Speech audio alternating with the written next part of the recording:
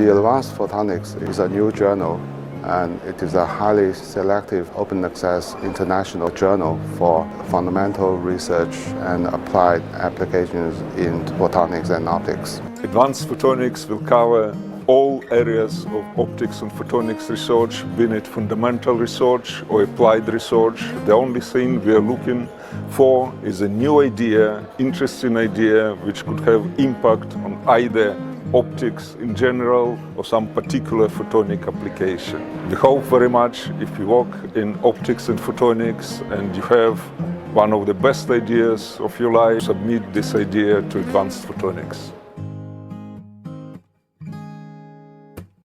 Okay. Hi, everybody. It's my pleasure to host this live stream of Advanced Photonics. Today, we have invited guest speaker of Professor Andrew Forbes. I'm the host of this live streaming. I'm from the School of Physics and Science and Technology of Northwestern Polytechnical University. First, I would like to introduce Professor Andrew Forbes. Professor Andrew Forbes is presently a distinguished professor within the School of Physics at the University of Witwatersrand, South Africa, and where in 2015 he established a new laboratory for structured light. Professor Forbes is active in promoting photonics in Africa. He's a Fellow of SPIE, Optica, the South African Institute of Physics, and an elected member of the Academy of Science of South Africa. He holds an A rating by the South Africa NRF for honorary professorship at Stellenbosch University, Huazhong University of Science and Technology, Chiba University, and Zhejiang University. Professor Forbes has edited and contributed to several books, proceedings, and patents, published more than 300 scientific journal papers, and is an active popularizer of science through numerous popular articles, television shows, and radio contributions. Now, let's welcome Professor Forbes to give his talk. Professor May, thank you very much for the very kind introduction. Let me share my screen. It says that you're still sharing, so you need to stop sharing.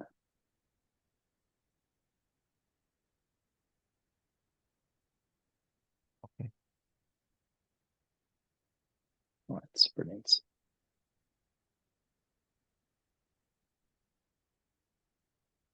Okay, can I just confirm that you can see my screen properly? Yes. Brilliant. So thank you very much for the kind introduction and also for organizing this webinar. It's wonderful to be here and to share the very exciting work that we've been doing recently and publishing in this very good journal. And I'll say a little bit more about the journal at the very end of my talk. So I gave the title Seen Through Distortion with Structured Lights. And I run a group on structured lights at the University of the Witwatersrand, very difficult name to say, but it is WITS for short. So let me begin by showing you the university. Maybe I can find the laser pointer here. Let me see. Yes, okay. So now you can see this is the university. We call it WITS for short. And if you come a little bit to the left of the Great Hall, here behind these trees, you will find the School of Physics. And in the School of Physics is my lab. And in my lab, we play with structured lights. So what we try to do is we try to control lights in all its degrees of freedom. And if we can do that, then we can use that light for both fundamental science and for applications. So let me give you a little tutorial in just 1 or 2 slides on what I mean by structured lights and how you could control those degrees of freedom. So let's imagine that I take a Gaussian beam and I take a vortex beam, a beam with orbital angular momentum. So these are 2 beams that I maybe have engineered in their amplitude and their phase. and I combine them with different polarizations. What happens then?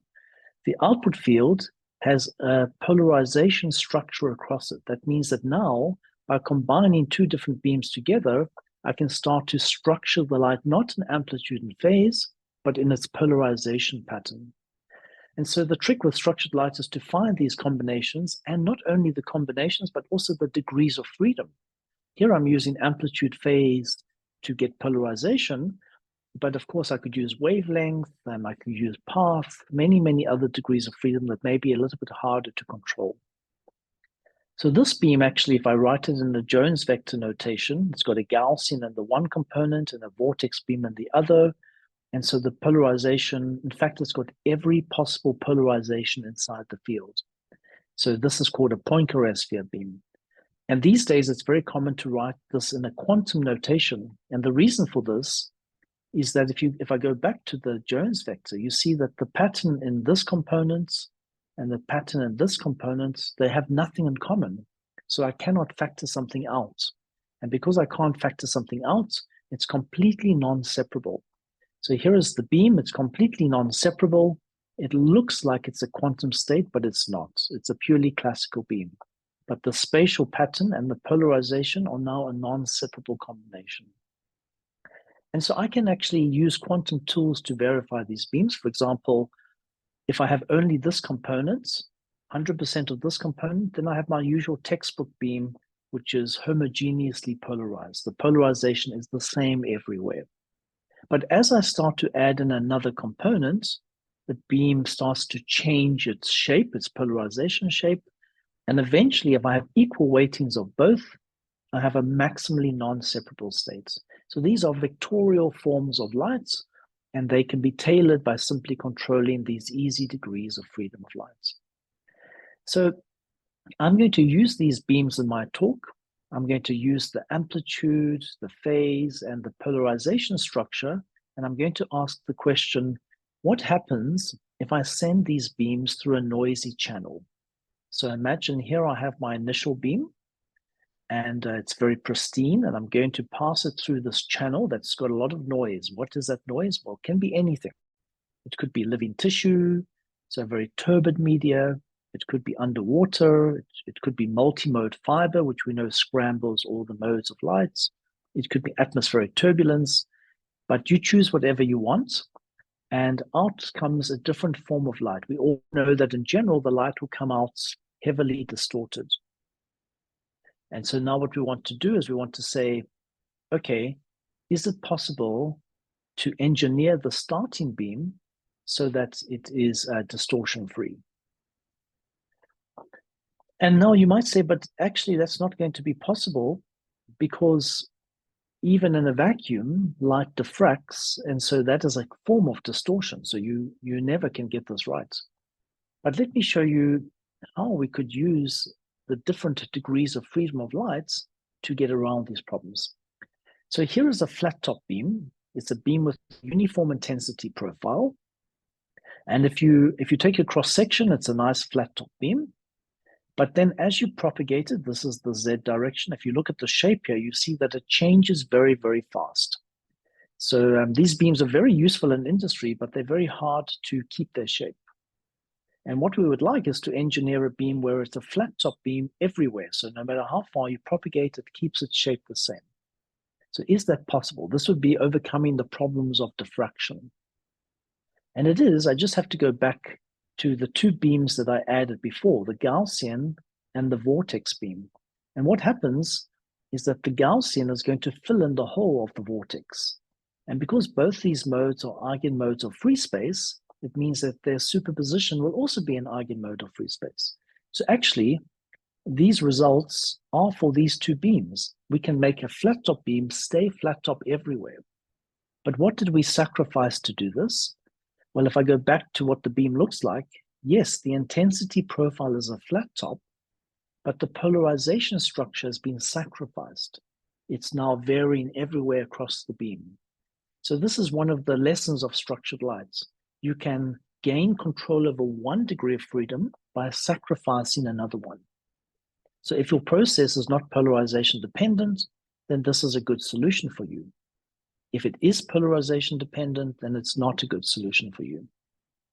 So that then comes back to our problem. So here's our problem again, and now we rephrase the question. So we say, okay, which degrees of freedom are going to be affected by a noisy channel? Maybe I could find degrees of freedom that are going to be invariant to the channel. So we all know very well that intensity very easily gets distorted. So here you see 3 different structured light modes. I'm passing them through atmospheric turbulence, which is what I'm going to come to a little bit later again. And you see that definitely the beams come out very distorted. In fact, it doesn't matter what mode you send through turbulence, it always comes out distorted. Our favorite mode is orbital angular momentum. And here you see these are experimental results. You see a very nice orbital angular momentum beam. It's got a nice donut shape and it has an OEM of 1. You see a nice peak. You pass it through atmospheric turbulence. You can see that the donut is very distorted. And now you have many, many OEM modes because of the crosstalk of this mode. So OEM experiences lots of modal scattering in the system. All right. Can we overcome this? What this means is that orbital angular momentum is not a good choice if you want to have distortion-free light going through a noisy channel. I wonder if I can get rid of this thing at the top here. And hide it.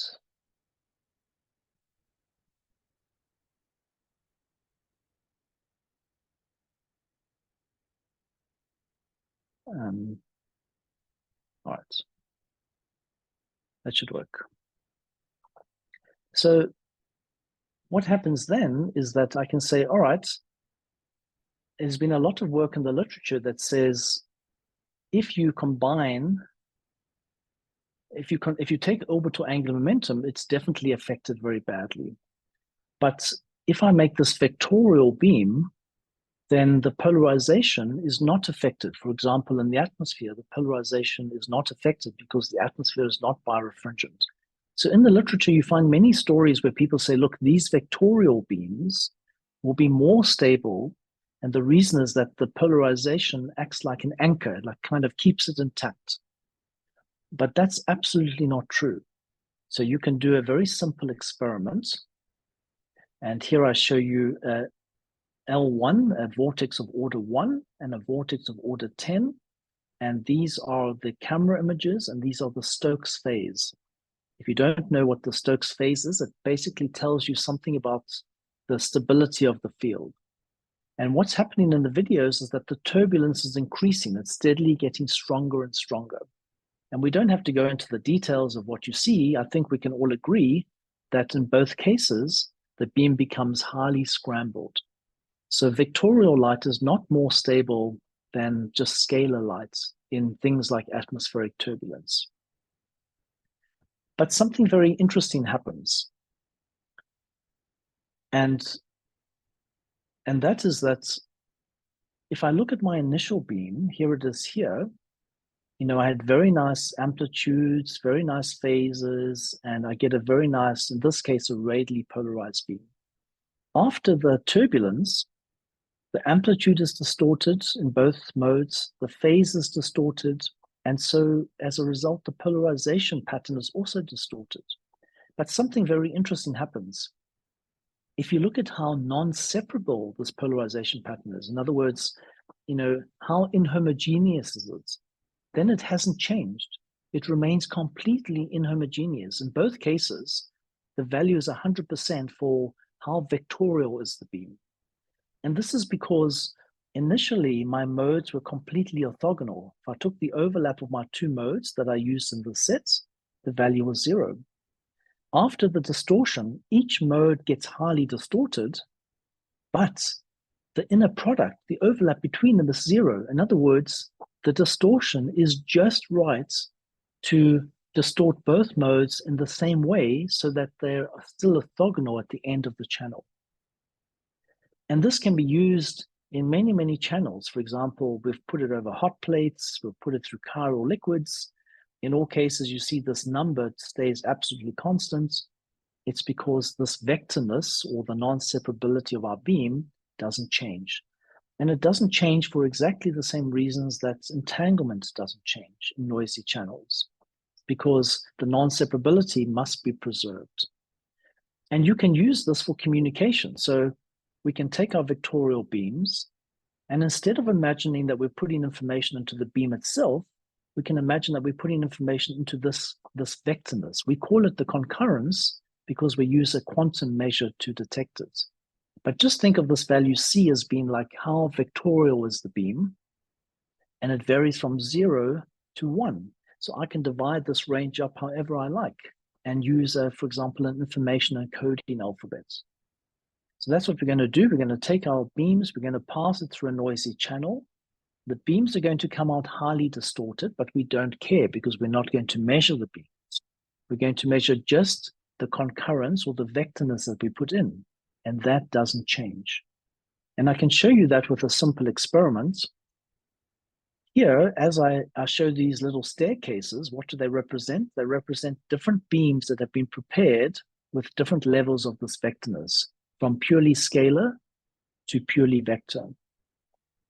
And I switch on turbulence and I switch it off and I look at what happens. And what you see, excuse me, is that if you zoom into one of the little blocks, it doesn't matter if the turbulence is on or off. In both cases, the value that you receive is identical. So this means that you can do very robust communication, not using the spatial mode, but using this value of the vectorness. And in this plot, we show you that if you have turbulence, no turbulence, of course, everything is perfect. If you switch on turbulence and you use orbital angular momentum, then you send different values of OM, what you receive is highly scrambled.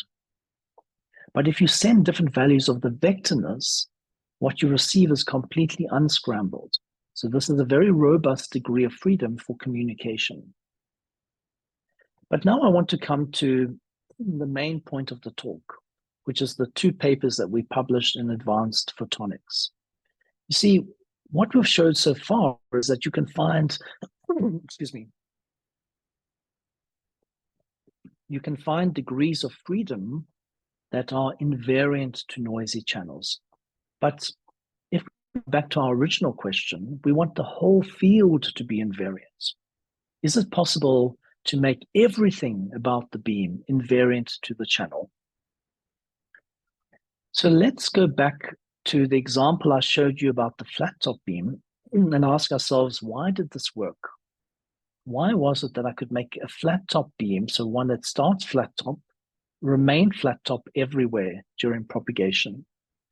And the reason was that I constructed it as a vectorial sum of 2 modes, but the key thing is that each of these 2 modes was an eigenmode of free space. So the Gaussian stays a Gaussian in free space, and the vortex beam stays a vortex in free space. So if I just add their intensities, that will also remain constant in free space. So that's why it worked. It worked because we found the eigenmodes of the channel. But in this case, the channel was just vacuum. So we knew what those are. It's just the usual structured light beams that we all see in textbooks. So, okay, so let's go back to our problem. And what I'm going to do now is I'm going to say, imagine I have some structured light beam. The usual way to think about it is to concentrate on the beam. So I imagine here is my beam. I'm going to pass it through some noisy channel, let's say atmospheric turbulence. And of course, out it comes distorted. And what everybody's been doing up to now is to say, including us, I should admit, is to say, we concentrate on the beam and we ask questions about the beam. What does the beam have to be in order to have less distortion and so on? But what we've decided to do is say, no, let's forget about the beam completely. And let's concentrate only on the channel. What we know about this channel. If we think of the channel as an operator, so something that operates on the field, then we can rephrase the question. We can say, what is the natural eigenvectors of this operator? So let's unpack that conceptually. So imagine I have my structured light beam It's like some vector. It gets acted on by an operator, which is my noisy channel. I can describe it as an operator. So the operator acts on this vector. If this vector is arbitrarily chosen, like it is here, then of course it will not be an eigenvector of the channel. If you operate on a vector, you get a new vector. That's why beams come out distorted. But we all know from linear algebra, our very simple second-year mathematics courses, that I can pick a vector that is the eigenvector of this operator. So if the operator acts on an eigenvector of itself, what does it do? It returns the same vector. That's the definition of an eigenvector. So the operator returns the same vector that you started with. So this changes the question.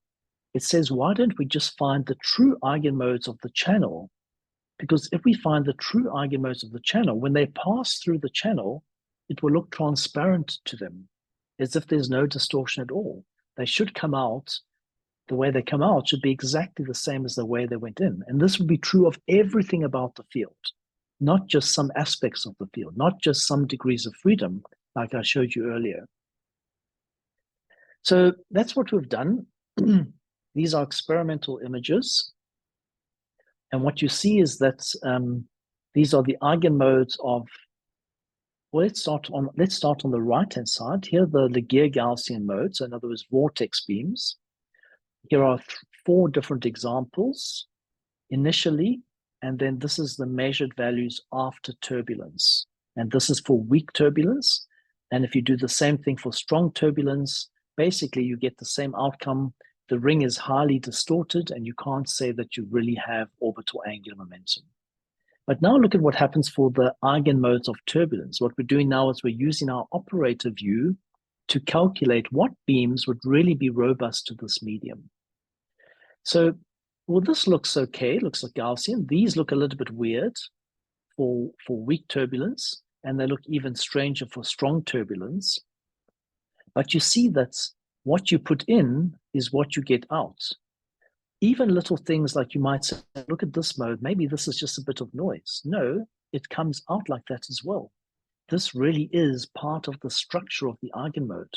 So the modes look a little bit strange, but they are transparent to this medium. In fact, you can calculate this for any complex media, because the operator perspective has got nothing to do with your choice of medium.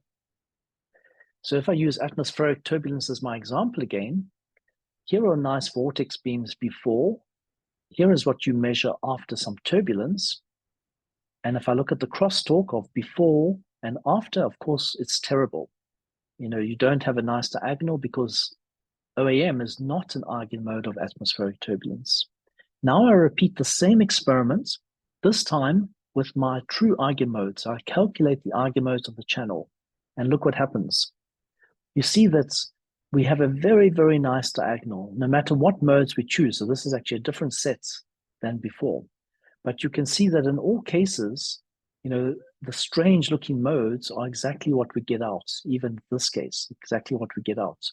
And so now we really have found structured light modes that will pass through the atmosphere as if the atmosphere is not even there. And you can replace the atmosphere with living tissue or underwater or any system that you like. So the idea is that indeed you can make light appear as if it's distortion-free. The trick is that you must not think about the mode that you want. You must think about the channel that you're going through. If you pick a mode, it will come out distorted. But if you pick the true eigenmode of the channel by understanding the channel, it will not come out distorted. In fact, this work has received a lot of attention, I'm very happy to say, and I'm sure that's partly because of the journal's marketing, but it also was selected as one of the top 30 advances worldwide by OPN in December last year, and actually our wonky beams made the cover of that issue. So I guess the message is that for us, orbital angular momentum, it's always our favorite mode, but maybe it's not always the best for what you want to do. But that brings me to the second paper that I want to discuss that we published in Advanced Photonics. Because, well, let me go back a slide. What if you don't want these strange looking modes? Maybe you want to do some materials processing, or you want to do some imaging. So this is wonderful if you want to communicate, or you want to deliver energy, or for many, many applications, it's a fantastic solution. But what if you really wanted to use orbital angular momentum, and you also wanted to go through a noisy channel? I've just shown you that that's not possible. So can you get around that problem? And to get around it, you just like we changed our paradigm in the previous paper from thinking about beams to thinking about channels and operators. If you want to do something different, you have to change your paradigm. So what have we been assuming all along that we can discard?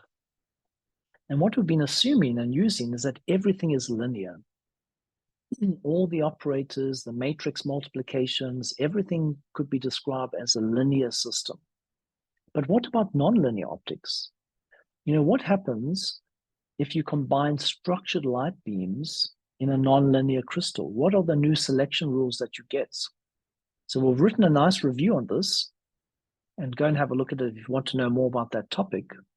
But very interesting things happen that we always knew, but we didn't think about it because we were not thinking about structured light. So let me give you an example. Here is a typical textbook equation of difference frequency generation.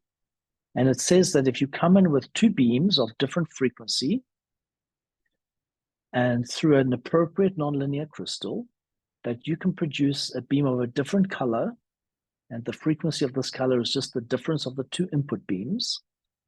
And in fact, the DFG is the product of the two beams that you came in with. It's one beam times the other beam with its conjugate. Now, when we do these calculations and we teach it, it's normally assuming that we have plane waves and we concentrate only on the color of the beam, like what was the wavelength change? Or it is that we have Gaussian beams and we're worried about the efficiency. So how can we make it more efficient? Because we know nonlinear optics is not efficient. And so what's happened is that this little conjugate sign here has sort of been forgotten. And the reason it's forgotten is that if you take the conjugate of nothing, of course, you still have nothing. So a conjugate of a plane wave is not interesting because a plane wave doesn't have anything to conjugate, so to speak. And so we never really worried about this part. We concentrated only on the efficiency and the color and the process. But if these two beams have structure, then the conjugate of something is not nothing. And so you can use it. So let's see how we could use it. So imagine I take my two beams and I give each of them the same aberration. Well, because the DFG is going to be the product of the two beams, I have the aberration times its complex conjugate. So there's a negative. That means that this aberration will cancel the aberration on beam number one, so that the DFG has got no aberration at all. And this is totally independent of what the aberration is. The DFG process automatically gives you the conjugate of one of them.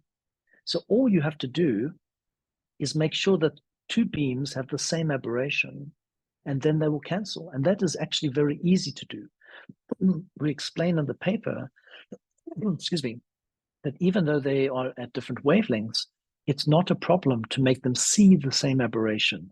You can change their size, you can pass them through two crystals. It's absolutely doable, and we did it in the lab, actually. So what does this process mean? Well, let's go back to the textbook example I showed you earlier. I'm going to have my structured beam, and it's going to pick up some aberration, but I want just to retain the structure. For example, I want it to stay an orbital angular momentum beam, and I don't want to see the distortion. So what I do is I take this beam. I don't need to know what the distortion is. I just take a probe beam and pass it through the same distortion. So now my probe beam has got the same distortion as the beam carrying whatever information I want.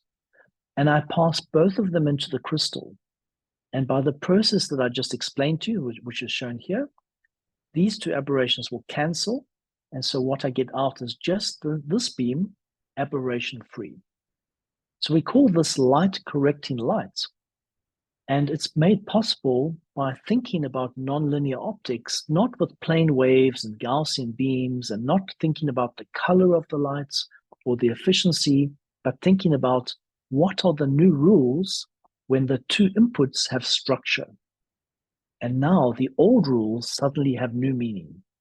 So now I can have in principle, according to this cartoon at least, the output beam here is aberration free. So I can use this for imaging, for detection, for communication, and so on.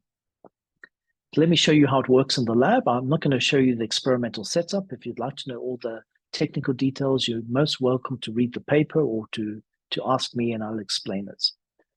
So here we have prepared 6 different orbital angular momentum beams. You see they're very pristine. And now we pass them through 2 different types of aberrations. And look at the bottom row first. This is actually the orbital angular momentum beams that come out without any correction, so with no nonlinear crystal.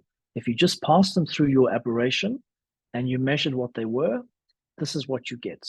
And have a look at the L6. I mean, no one would recognize that as L6. But now you use our trick, which is pass this beam through the nonlinear crystal, and this is what you see experimentally coming out. A little bit of distortion. Of course, in the real experiments, there are some perturbations that are not identical on the 2 beams, but I think we can all agree this is fantastically good compared to this and very, very close to the ideal.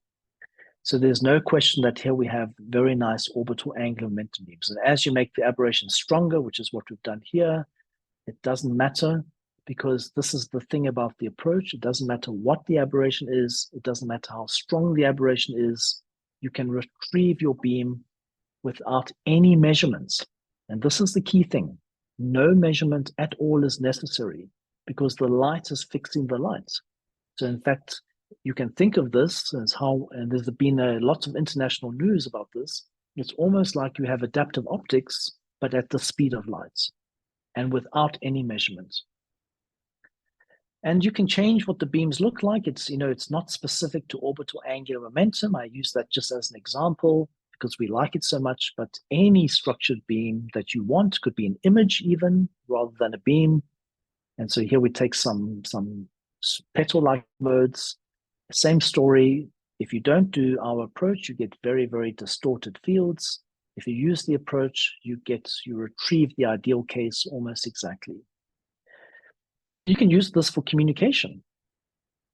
If you have no distortion, so you only have a little bit of crosstalk from your detectors, so your inputs and your outputs, they're a nice diagonal. That's great. Now what you do, and these are all experimental results, by the way.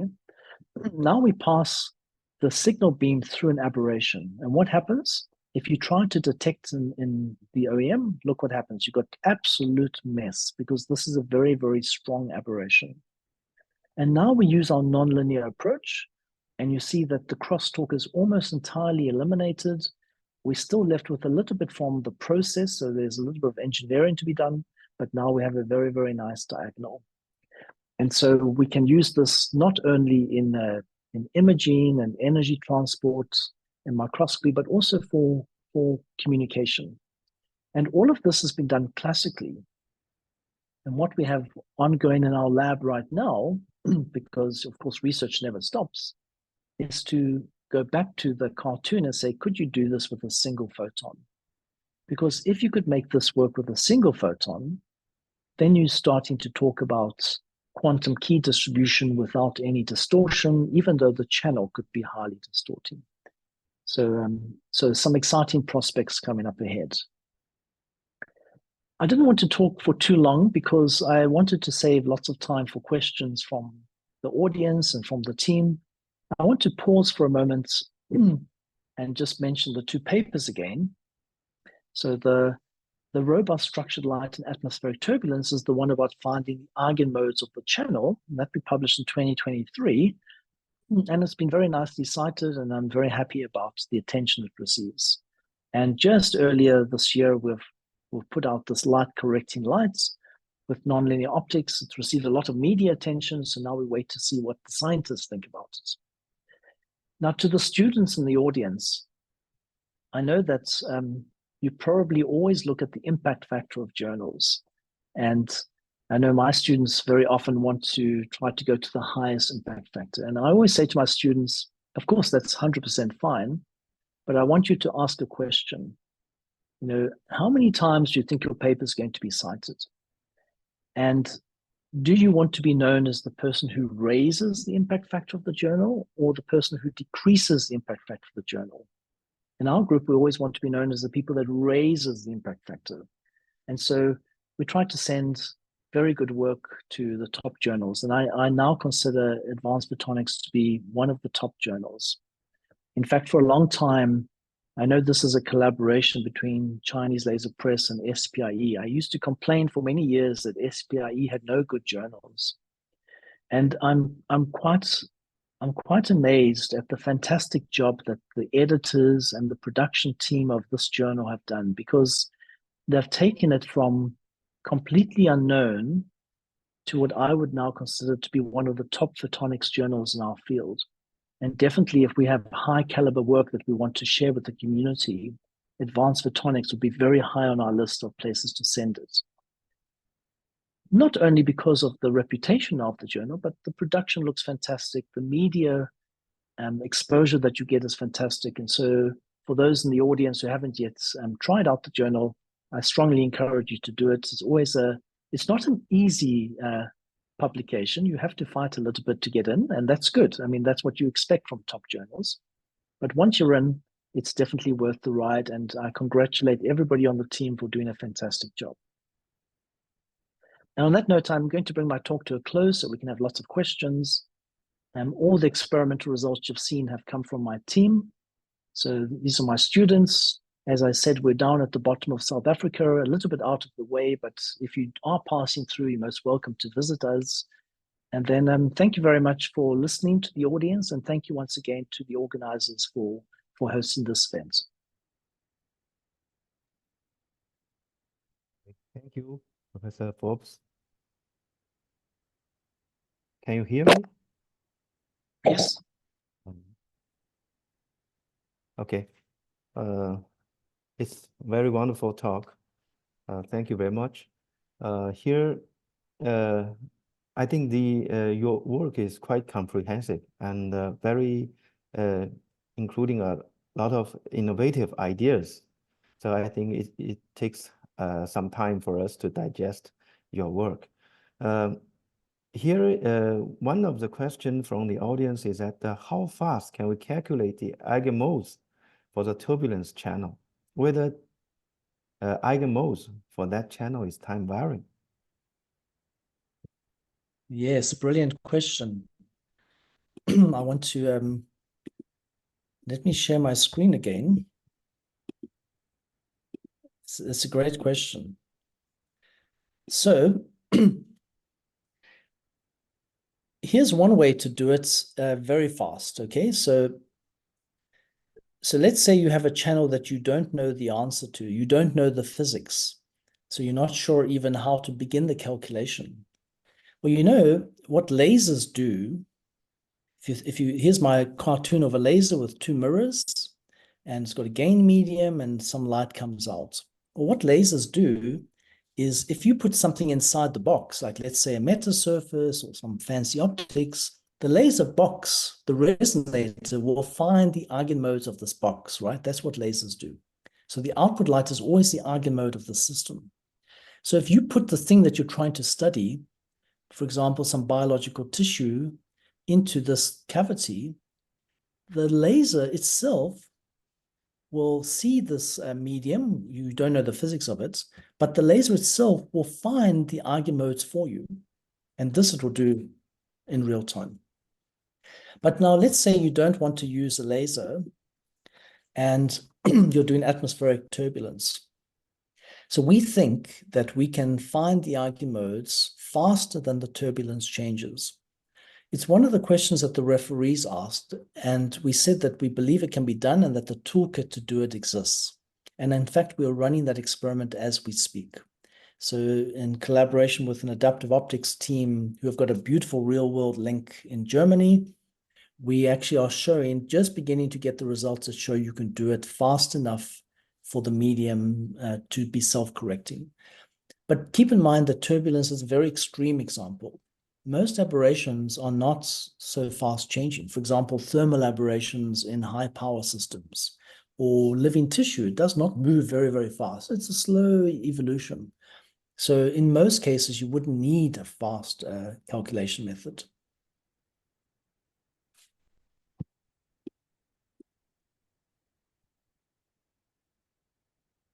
And also, so thank you for your very much nice presentation. So is there a critical condition for the phase match for the nonlinear optics? This question is from Professor Cao Liangcai. Definitely, we've used difference frequency generation. So yes, you have to take into account all the usual things in nonlinear optics, the phase matching conditions, the angle of the light, is it collinear or non-collinear? I mean, and of course the efficiencies depend on the sizes, and you can change the crystal for different processes, second harmonic generation or four-wave mixing. So there are many, many nonlinear processes. I guess our message really is to say, go back to your nonlinear optics textbook, have a look again at the processes that are available and rethink them by asking a very simple question. If the inputs were not plane waves, what would change in this process? And you'll find that all the selection rules change. You get very interesting things. But absolutely, you're right. The usual phase matching all has to work correctly.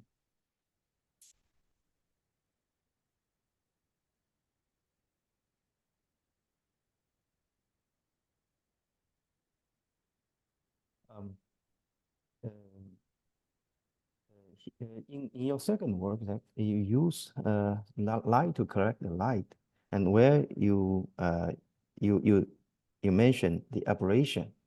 Okay, so basically you have to because I didn't know the details of the experiment. So how do you get the aberration to define the beam? So if you have the differential DFG from the two beam. Yeah, so in the lab, to demonstrate the process, we use spatial light modulators on the two input beams, and that way we could program them to be the same. But then we showed that, look, you can actually have a medium that both beams pass through, but now they're different wavelengths. So now you say, oh, but then they can't pick up the same phase. Not a problem. You can, by rescaling the size, you rescale the aberration. So all it requires is for the one beam to be made a little bit bigger than the other one based on the wavelength difference. And then they correct themselves. So our tests were done with spatial light modulators so that we could have controlled aberrations. But in principle, you could put any aberration into both beams and it will work. And also, if the incident beam is a speckle pattern, then what will happen? Interesting question. I think it would still work. I mean, I have to think a little bit about high spatial frequencies in the speckle field, but I think it would still work. But it's a good question. It's worth testing. Maybe if that's a student asking the question, there you go. That's the next experiment to try out and see what happens. Okay. Okay, there's another question. So about the unitary channel, if it is defined as a turbulence-only channel, or the scattering effect can be counted? No, so scattering is not a problem.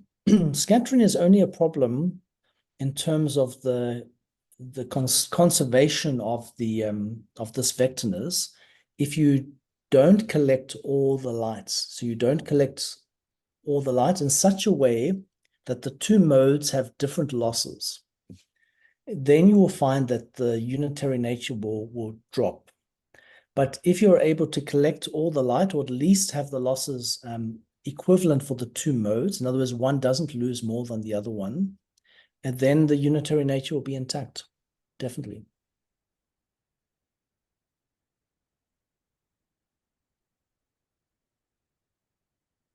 So, in your second work, a work of light correcting light, because you are using nonlinear optics, definitely there's some requirement on the light intensity of the laser.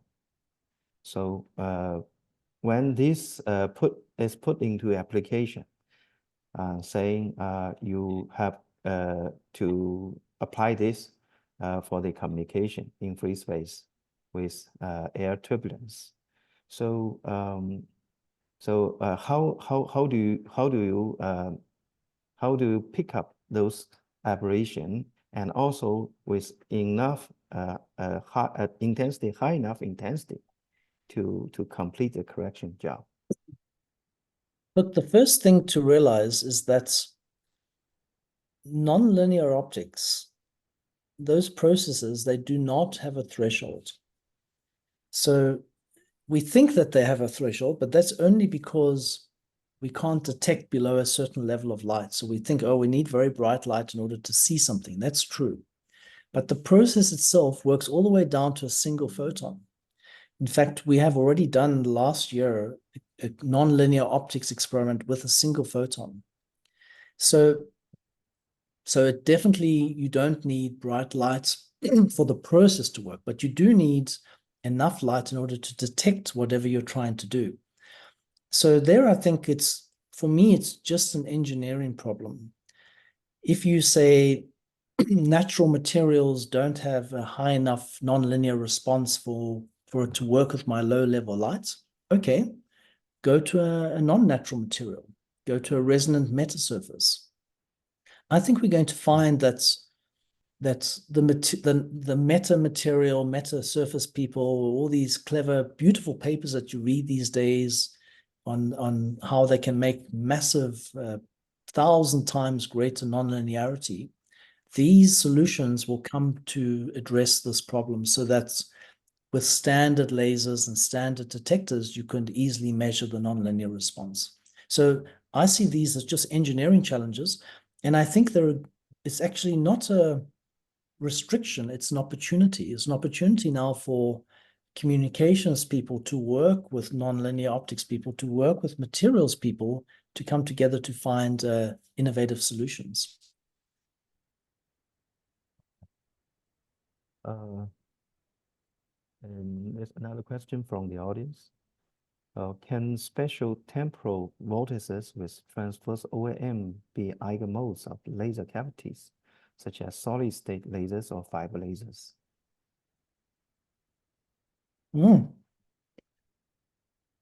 I'm sure I saw just a few weeks ago on the archive a paper that had a title similar to that, but I haven't read it yet. The short answer is I don't know. I have to think about that quite carefully. I mean, in principle, you'd think that it must be possible, but what would the geometry look like to maintain the structure? I'd really have to think about it. It's a great question, and I don't know the answer offhand. So if the person who asked the question is thinking about this as a research direction, then my advice is go for it, because I don't think anyone has thought about it. Okay, good suggestion. Okay, there's another question. Will the nonlinear crystal change the phase singularity in the incident beam? No, not. I mean, the way the selection rules work is that, I mean, the OEM depends on what the two OEMs of the beams are. So, you know, in some processes they add, in some processes they subtract. So what we do in our process is that we say we'll make the correcting beam, like the probe beam, have no OEM, and that way the OEM of the beam that goes through the DFG remains intact by conservation of OEM. So no, it doesn't change. That's why we get those beautiful OEM rings. No matter what the OEM value is, it stays exactly what it was. Okay. And that's true even for superpositions, by the way. So you can have any superposition and it will also do that.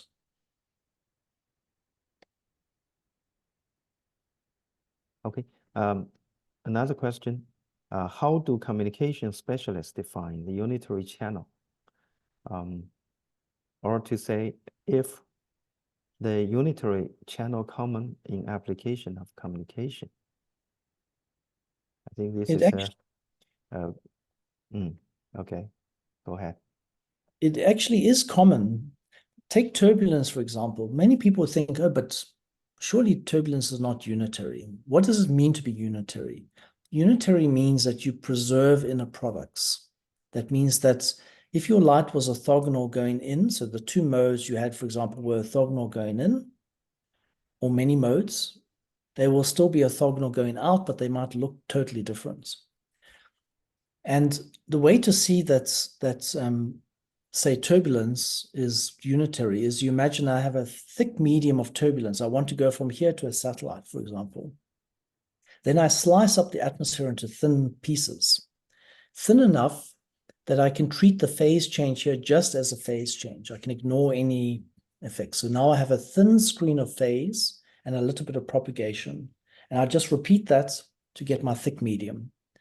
Well, a thin slice of phase-only perturbation is definitely unitary. And propagation is also unitary. And from theory, we know that the product of two unitaries is also unitary. So now this unit cell is unitary. And the unit cell is repeated all the time. That makes the channel unitary. So if you can write your channel like that, then for sure it's unitary. And most systems are nearly unitary. So we'll ask our technical people to what is the next to do in this seminar. I think it's time for us to okay. Okay, I think the time is up. So I would like to thank Professor Forbes for today's interesting talk. In future, if the audience have more questions to discuss, maybe you can contact Professor Forbes. In the end, I would like to thank all of you who involved in preparing this live streaming. Thank you very much. So thank you, Professor Forbes. Okay. Thank you very much for hosting me. It was a great pleasure. Okay. So that's all for today. Thank you very much. Bye-bye. Thank you, everybody. Thank you. Take care. Okay. Thank you. You too.